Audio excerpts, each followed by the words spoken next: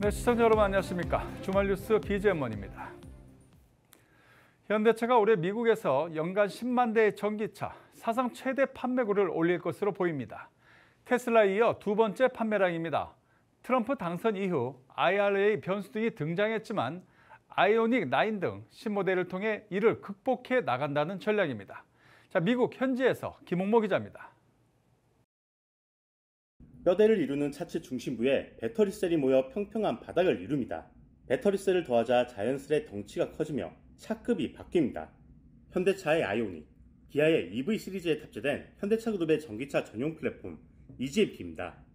EGMP를 기반으로 한 아이오닉 5와 6는 올해 3분기까지 미국에서 39,415대가 출고돼 코나 EV와 GV70 EV 등 여타 전기차종과 함께 확연히 판매량을 늘려가고 있습니다. 이 같은 성적은 2014년 기아 소울 EV를 앞세워 미국 전기차 시장에 진출한 지 10년 만의 쾌거입니다. 미국 시장에서 인기가 높은 차급인 대형 SUV인 기아 EV9은 매달 1000대 이상 판매되며 출시 1년 만에 주력 모델로 자리 잡았습니다. 현대차는 EGMP 기반 전기차 후속 모델로 아이오닉 9을 약점했습니다.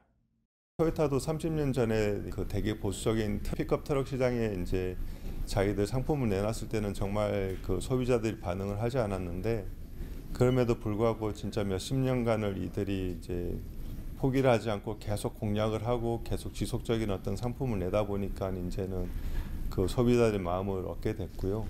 앞으로는 이제 그런 걸 어느 정도 저희가 지역 특화된 차들은 여기 미국에서 이제 개발을 할 계획을 갖고 있거든요. 미국 인플레이션 감축법 전기차 세제 혜택을 온전히 받지 못하는 상황임에도 현대차 그룹은 테슬라에 이어 미국 시장에서 전기차 판매 2위를 기록하고 있습니다. 현대차 그룹은 판매량 확보를 위해 북미 모델의 북미 충전 규격 방식인 NACS를 적용해 NACS 충전 네트워크를 활용할 수 있도록 하는 등 현지화를 마쳤습니다.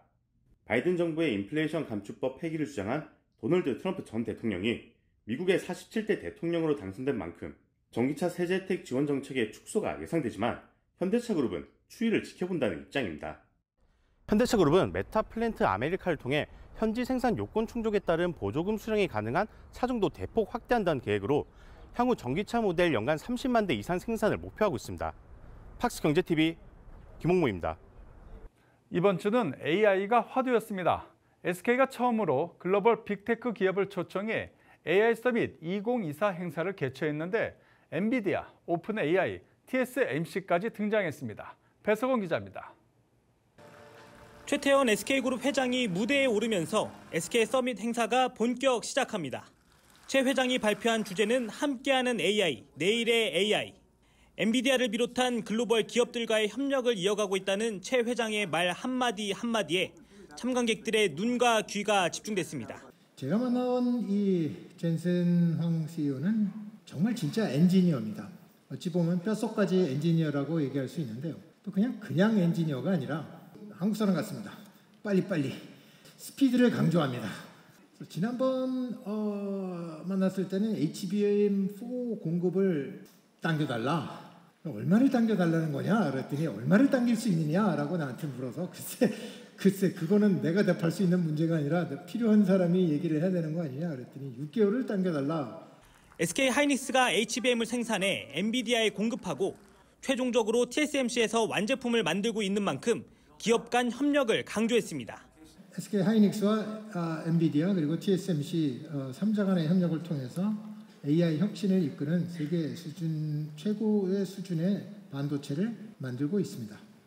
젠슨항 엔비디아 CEO의 영상 대담 인터뷰도 공개됐습니다. 젠슨항 CEO는 지금도 에너지 효율이 좋으면서도 더 많은 대역폭이 요구된다며 SK 하이닉스 제품 출시가 필요하다고 언급하기도 했습니다. We wish that we got more bandwidth. We got more bandwidth.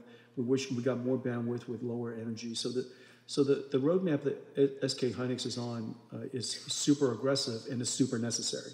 HBM으로 대세의 중심에 선 SK 하이닉스는 HBM3E의 개발 소식을 공개하며 내년 초 샘플 공급을 추진하겠다고 밝혀 관심을 모았습니다.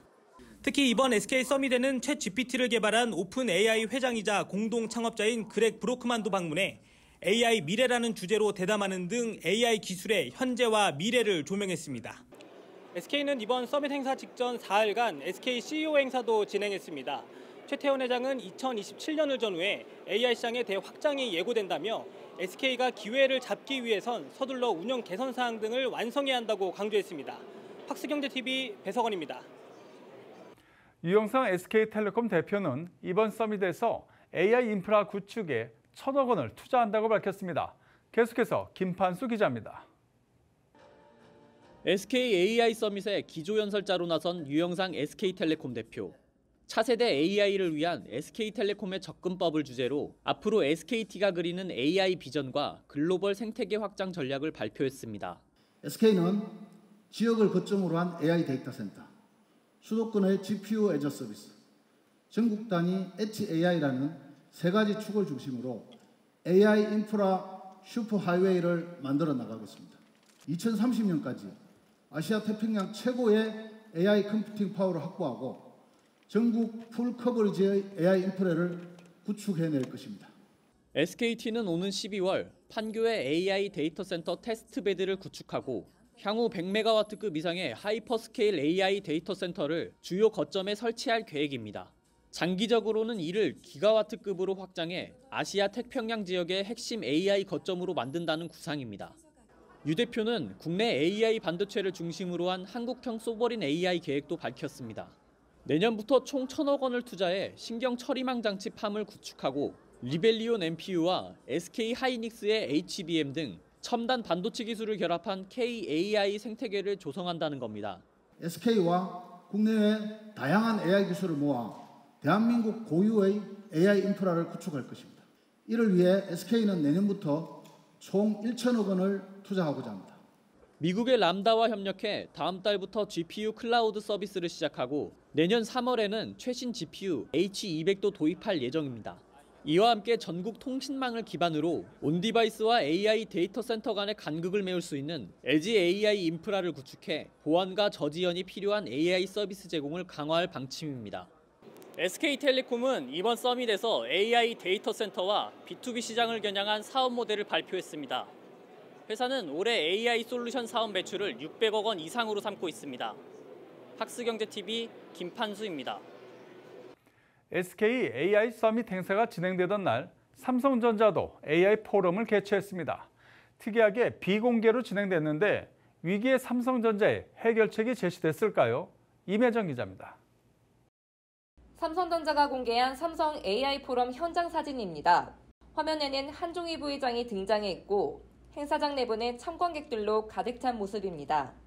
이번 포럼에서 한종희 부회장은 개회사를 통해 AI가 놀라운 속도로 우리 삶을 변화시키고 있다며 삼성전자는 보다 효율적이고 지속 가능한 AI 생태계를 구축하는 데 책임을 다하겠다고 밝혔습니다.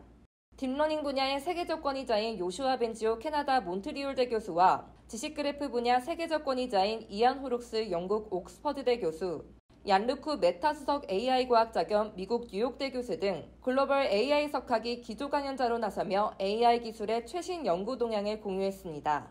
삼성전자는 4일 경기 수원 컨벤션 센터에서 5일 삼성전자 R&D 캠퍼스로 무대를 바꿔가며 각각 행사를 진행했습니다. 과거의 삼성 AI 포럼과 차이점은 공개에서 비공개로 바뀌었다는 점입니다. 공개 행사로 펼쳐진 SK AI 서밋 행사와 달리 삼성 AI 포럼에 사전에 초대된 산학령 관계자 외에는 입장이 제한됐습니다. 삼성전자 측은 포럼을 비공개로 전환한 배경에 대해 별도로 설명을 내놓진 않았지만 일각에서는 최근 삼성을 둘러싼 위기론과 무관하지 않다는 분석입니다.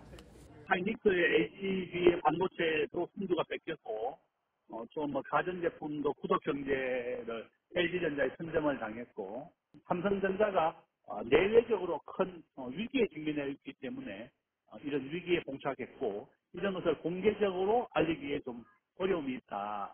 바로 그런 이유라고 저는 봅니다. 최근 전영현 삼성전자 반도체 부본장은 DS 부분 소속 임원들과 토론회에 나서며 쇄신 방안을 논의하는 등 삼성전자 자체적으로 위기 돌파에 사활을 거는 분위기입니다. 삼성전자는 경쟁력 강화를 위한 인사와 조직 개편에 준비 중인 것으로 알려졌습니다. 삼성전자가 반도체 사업을 중심으로 전방위적인 위기를 겪고 있는 가운데 어떤 AI 혁신 방안으로 난제를 풀어갈지 주목됩니다. 박스경제TV 임혜정입니다. 코리아 디스카운트 해소를 위한 밸류업 프로젝트의 일환인 밸류업 ETF가 상장됐습니다. 12개의 종목, 상장 규모는 총 5,100억 원입니다. 유수민 기자입니다. 하나, 둘, 셋, 밸류업 화이팅! 4일 코리아 밸류업 지수를 따르는 상장지수 펀드 12종목과 상장지수 증권 1종목이 동시 상장됐습니다. 총 상장 규모는 5,110억 원입니다. 한국거래소는 유관기관과 함께 2,000억 원 규모 기업 밸류업 펀드 조성도 준비 중입니다. 밸류업 공시를 했으나 지수에 편입되지 못한 기업들을 모두 투자 대상에 포함해 운영할 예정입니다. 빠르면 이달 중 펀드 조성을 마친 뒤 다음 달부터 투자가 가능합니다. 한국거래소와 금융당국은 이번 상장을 계기로 글로벌 시장에서 국내 기업들의 주가가 제대로 평가받도록 하겠다고 약속했습니다. 기업과 투자자 간의 정보의 비대칭성을 해소해서 기업이 본질적 가치의 본질적 가치를 회복하는 주가가 이루어질 수 있도록 하겠습니다. 다만 현재까지 밸류업 공시에 참여한 기업은 64곳입니다.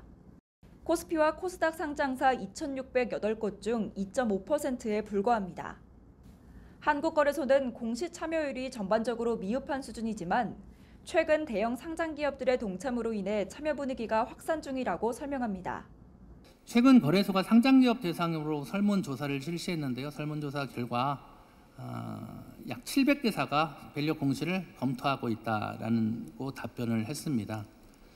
설문조사와 최근 공시 추이들을 종합적으로 고려해 봤을 때 연내 100개사 이상의 기업이 전체적으로 공시할 것으로 예측을 해보고 한국거래소는 연내 밸류업 지수 리밸런싱을 검토하고 저평가주, 중소형주 등을 대상으로 한 후속지수 개발 추진 등 기업들의 참여를 지속적으로 독려할 방침입니다. 팍스경제TV 유수민입니다.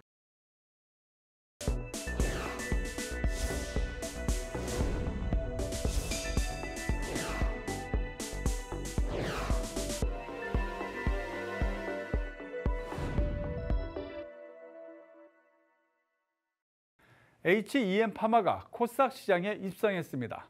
글로벌 아메이와 20년 독점 계약을 체결해 탄탄한 매출을 확보했습니다.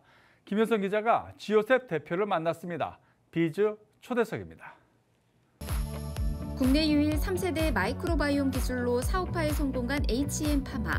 상장 후 회사의 주력 제품 마이랩 서비스가 일본과 미국 등 글로벌 시장 진출에 속도가 붙었습니다.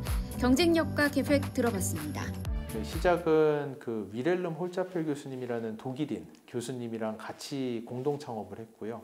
홀자펠 교수님은 자신의 이름으로 하나의 미생물 속 홀자펠리아라는 게 있을 정도로 미생물계에서는 정말 살아있는 전설 같은 분이세요.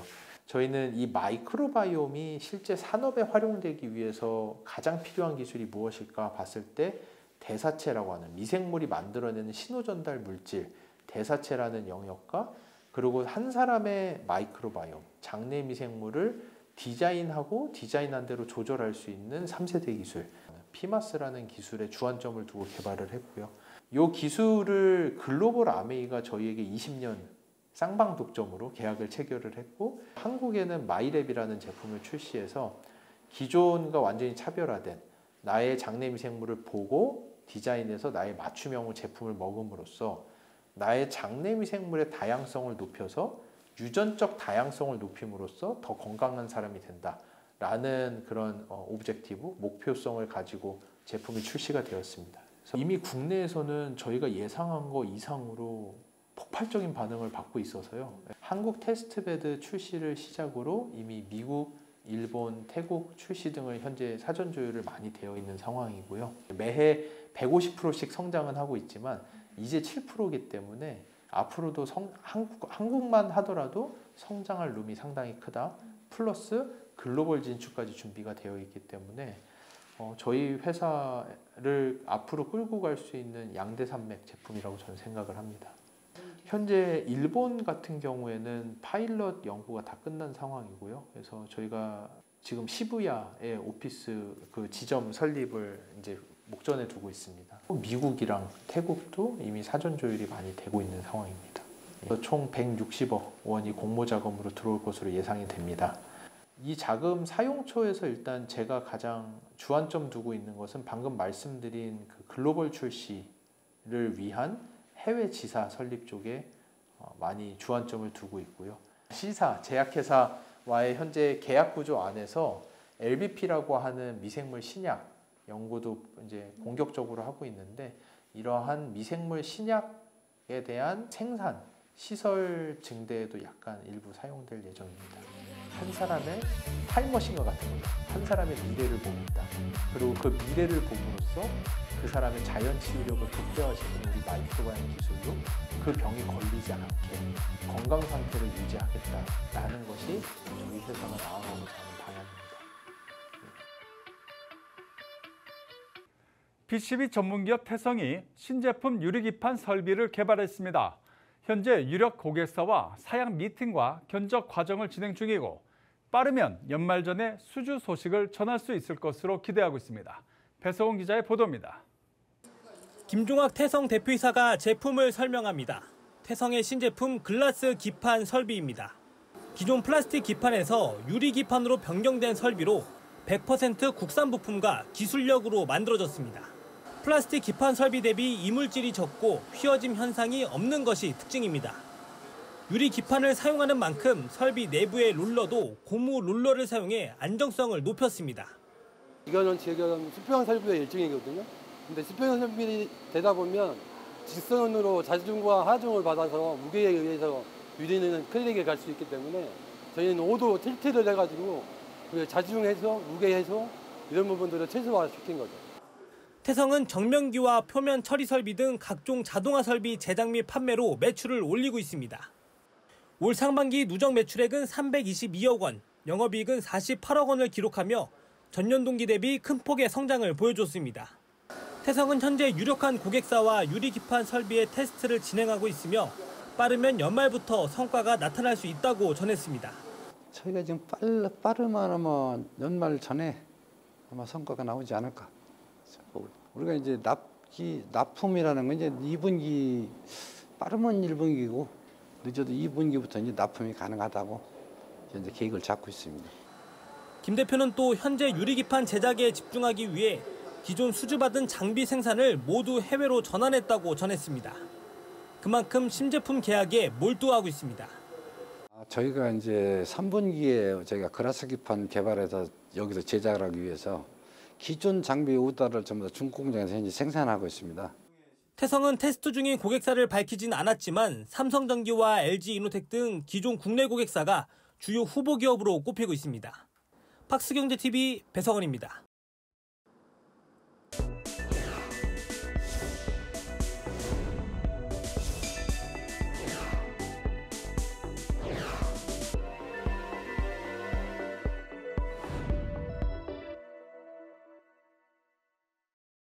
트럼프 후보가 미국 대통령에 당선됨에 따라 미국과 중국의 무역 갈등이 격화될 가능성이 높아지고 있습니다. 자, 불똥이 튈 우리나라 대기업들도 문제지만 그 사이에 끼어 있는 중소기업들의 고심도 커지고 있습니다. 보도에 한상현 기자입니다. 올해 미국 경제가 성장세를 보였지만 중국과 일본은 성장률이 둔화되거나 정체된 모습입니다. 특히 미국과 중국은 한국 경제에 미치는 영향이 큰 국가인 만큼 경제 성장 여부에 많은 관심이 쏠립니다. 일단 내년 미국 경제의 성장세는 올해보다 둔화될 것으로 예상됩니다. 금리 인하에 따른 이자 부담 경감으로 소비 여력이 확대되고 자금 조달 비용 역시 감소하며 투자도 증가할 것으로 예상되지만 올해 높은 성장률의 기저효과와 함께 제조업 경기 위축의 영향 등으로 소비와 투자 증가폭도 제한될 것으로 전망되기 때문입니다. 특히 대선 이후 도입될 새로운 정책들의 파급 효과에 따라 내년 미국 경제와 금융시장이 단기적으로는 크게 요동칠 가능성에도 유의해야 합니다. 중국 경제 역시 어렵긴 마찬가지입니다. 특히 내년 중국 경제를 좌우할 핵심 요소로 부동산과 소비를 꼽을 수 있습니다. 현재 부동산 경기가 지속적으로 하락하고 있고 소득 둔화와 자산 가치 하락에 따라 소비 심리가 위축되면서 올해 중국 정부가 제시한 5% 경제 성장률 달성도 쉽지 않은 상황입니다. 지난 9월 이후 다양한 경기 부양 정책이 시행되고 있으나 단기 효과에 그치고 있는 것으로 보여져 구조적인 변화를 이끌어내기는 쉽지 않아 보입니다. 특히 내년에는 미국 대통령 선거 결과에 관계없이 미중 무역 갈등이 전방위적으로 확대될 가능성이 높아 수출 둔화 등 불확실성이 커질 것으로 예상됩니다. 미국과 중국 등 수출 대상국들의 경기 위축은 우리 경제, 특히 중소기업들의 타격을 줄 전망입니다. 수출은 반도체, 자동차, IT 부문을 중심으로 증가세가 지속될 것으로 보이나 반도체 등 특정 품목에 대한 의존도가 높다는 점과 미국의 성장률 둔화 가능성, 중국의 회복 지연 등이 하방 리스크로 작용할 전망입니다. IBK 경제연구소에 따르면 중소제조업의 경우 생산 정체가 지속되고 있습니다. 반도체가 주도한 수출 회복의 온기가 반도체 대기업과 관련된 일부 중소기업에만 영향을 미쳤기 때문입니다. 서비스업 또한 상황은 다르지 않습니다. 내수 부진이 소매 판매 회복 지연으로 이어지며 중소 서비스업의 생산 정체가 장기화되는 양상입니다. 걱정되는 것은 2025년에도 중소기업의 자금 사정이 그다지 개선되지 않을 가능성이 크다는 점입니다. 향후 경기 여건은 개선될 것으로 보이나 계속된 실적 악화 및 채무 누적으로 소상공인이 회복하는 데는 시간이 다소 소요될 것으로 보입니다. 자금 조달도 쉽지 않아 보입니다. IBK 경제연구소는 중소기업의 신용 위험은 높은 수준을 유지하고 있어 은행이 보수적인 대출 태도를 강화할 것으로 예상했습니다. 팍스경제TV 한상은입니다. 필러와 보톡스가 주력이었던 에스테틱 시장에 스킨 부스터가 돌풍을 일으키고 있습니다. 지난해 이 시장에 진출한 녹십자 웰빙은 올해 벌써 지난해 대비 2배 이상의 매출을 올리고 있습니다. 김효선 기자입니다. 스킨 부스터의 가장 큰 장점은 자연스러움입니다. 보톡스, 필러처럼 즉각적이지 않는 대신 시간이 지날수록 서서히 빛이 나며 피부가 개선되는 효과가 자연스럽게 드러납니다. 그래서 에스테틱 시장에서 새로운 트렌드로 급부상하고 있습니다. 녹십자 웰빙은 지난해 에스테틱 사업부를 신설해 스킨 부스터 사업에 본격 나섰습니다. 태반주사제 라인액으로 이미 국내 시장 점유율 1위를 기록하고 있는 가운데 독보적인 영업망을 활용해 에스테틱 사업에도 빠르게 속도를 내고 있는 겁니다. 녹십자 웰빙에서 웰빙 쪽, 영양주사 쪽으로 해서 거래처를 상당히 많이 확보해 놓고 있었고요. 이미 에스테틱 시술과 거래처하고 한 곳들이 2,000척 가까이 되었었어요. 그래서 저희는 그곳을 중심으로 저희 영업사원들이 이런 에스테틱 제품을 판매하는 쪽으로 해서 좀 시작을 하고 있고요. 현재 스킨 부스터 시장은 연어의 DNA에서 추출한 연어 정소를 주성분으로 하고 있는 PN 스킨 부스터가 대표하고 있습니다. 녹십자 웰빙은 지난 9월 PN 스킨 부스터 필로드를 출시해 빠르게 매출을 확보하고 있는데요. 최근에는 새롭게 떠오르는 젖산 성분의 PLA 스킨 부스터 시장에 맞춰 듀라겐으로 시장 경쟁력을 확대하고 있다고 밝혔습니다. 또 지금 현재는 이 스킨 부스터라고 하면 거의 대한 성분이 PN 성분, 그다음에 PLA 성분, 엑소점 이렇게 크게 세 가지로 나누고 있는데 저희는 그 외에도 아직 시장에 알려지지 않은, 나오지 않은 완전 새로운 성분의 스킨 부스터도 저희가 준비를 하고 있고요. 저희가 작년에 그 매출액에 대비 저희가 올해 목표를 200% 넘게 잡았어요. 근데 결과적으로는 그 200%를 저희가 7월에 다 달성을 했고요. 거기에서 사실은 스킨 부스터가 거의 80% 이상을 차지하고 있습니다. 스킨 부스터의 글로벌 시장 규모는 2030년 약 21억 달러로 전망되고 있습니다. 녹십자 웰빙은 스킨 부스터 맞춤 라인업 확대로 10년 내 국내 1위 기업을 목표하고 있습니다. 팍스경제TV 김효선입니다. 저녁 먹고 소화시킬 겸 산책할 수 있는 길이 아파트 둘레에 있으면 좋겠죠. 더불어 산에서 산내음도 나고 가끔 새소리도 나고 이래서 자연 친화적인 아파트가 주목받는가 봅니다. 전영석 기자가 경기 양주 분양 현장을 다녀왔습니다. 경기 양주시에 분양하는 한 아파트의 견본주택입니다. 아침부터 줄지어 입장을 기다릴 정도로 수요자들의 관심이 뜨겁습니다. 지상 최고 29층으로 들어서는 이 단지는 총 724가구 규모로 들어섭니다. 지하철 1호선 덕계역이 인근에 있으며 한 정거장 거리인 덕정역엔 GTX-C 개통이 계획돼 있습니다. 단지 내 가장 눈길을 끄는 건 조경입니다.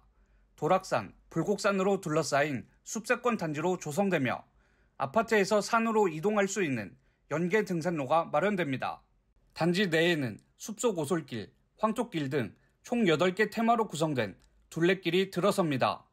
조경 특화에 신경 쓴 만큼 아파트 부지 면적에서 조경이 차지하는 비율은 약 40%입니다. 필로티 구조 설계 적용으로 1층 거주 시 층간소음 걱정 없이 아이들을 키울 수 있는 점도 장점입니다.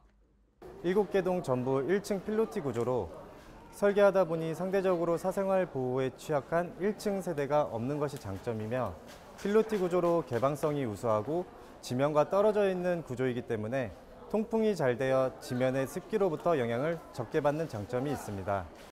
내부에 들어서자 숲이 한눈에 들어옵니다. 숲으로 둘러싸인 장점을 활용해 숲 조망권을 확보한 겁니다. 거실뿐 아니라 안방, 침실에서도 같은 조망을 볼 수 있습니다. 숲세권에 위치하다 보니 전체 세대의 약 70%가 집안에서 사계절 뷰를 감상하며 힐링할 수 있으며 특화된 조경을 통해 저층 세대 또한 조망이 우수할 것으로 예상됩니다. 조경 특화 단지인 만큼 눈높이에서 조경을 바라볼 수 있는 5층 이하 저층 세대에 대한 선호도가 높아지고 있습니다. 팍스경제TV 전형섭입니다. 이상으로 BGM 머니를 마칩니다. 다음 주에도 우리 기자들이 발로 뛰는 생생한 현장의 모습 시청자 여러분께 전해드리겠습니다. 고맙습니다.